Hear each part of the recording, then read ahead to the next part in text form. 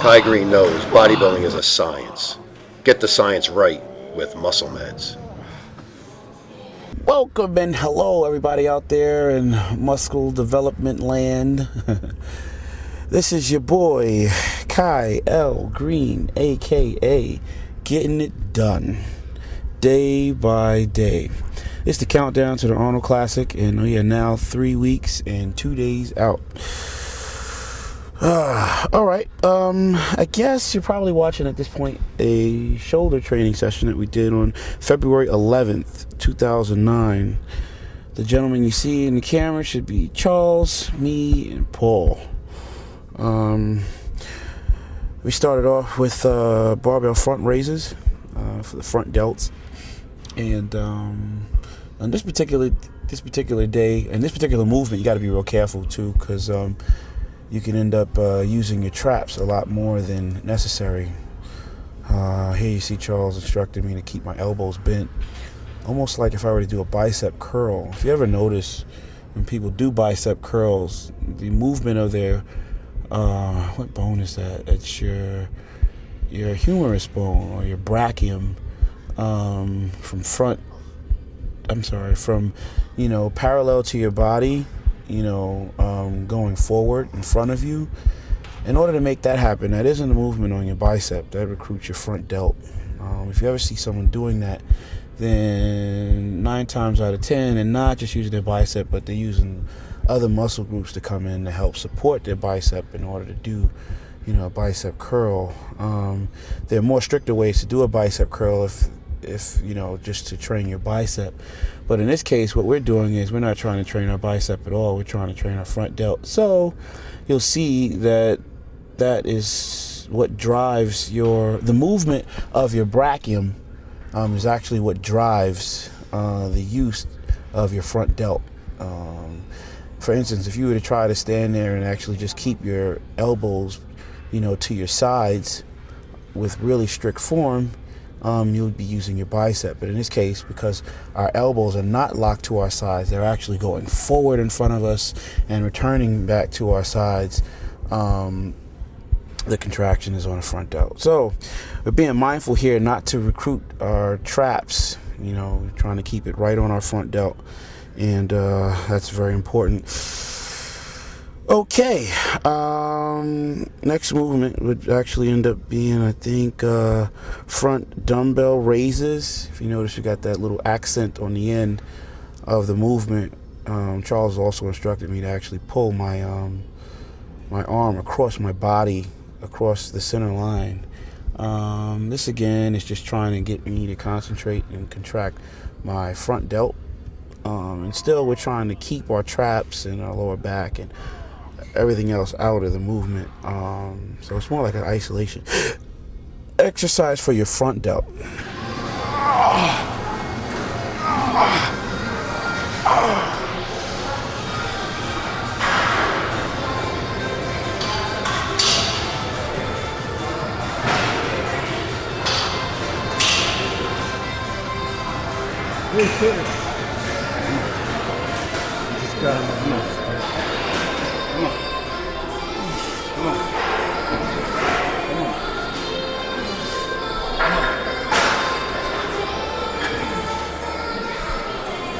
Come across. There you go. Come across. There you go. Come across. There you go. That's it. Push it across. Turn those hands all the way over. All the way over. Come on now. Come on. 2. Come on. Give me 1. That's it. No. This new one, yeah. Oh, it's awesome. Let's see. Next movement was a side lateral. Side laterals, done in this way, it's just like, more strict, focus on the interior deltoid. You've got 3 heads to your delt. In theory, you have the front that crosses the glenoid joint from your clavicle across to your humerus bone or your brachium. And that's your front delt. You have your interior delt And then you have your rear delt, posterior head. All three of them make up your shoulder with your traps. So the lateral head of your deltoid is what is actually being recruited on most when doing a side lateral. And I guess in doing it this way just really allows you to try to isolate more of that interior deltoid. So let's see, so there, trying to keep my elbows up, my forearm, my wrists down, and allow my interior delt to drive the elevation of my humerus bone. Anyway.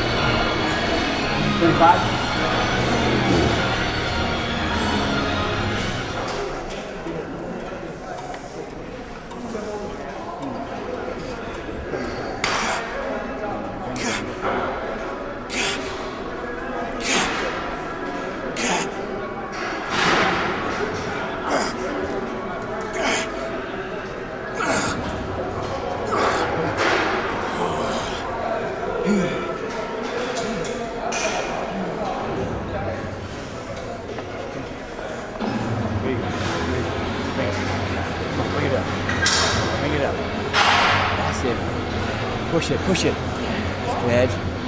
Come on. Kick it up. Up. Come on. That's it. Got it.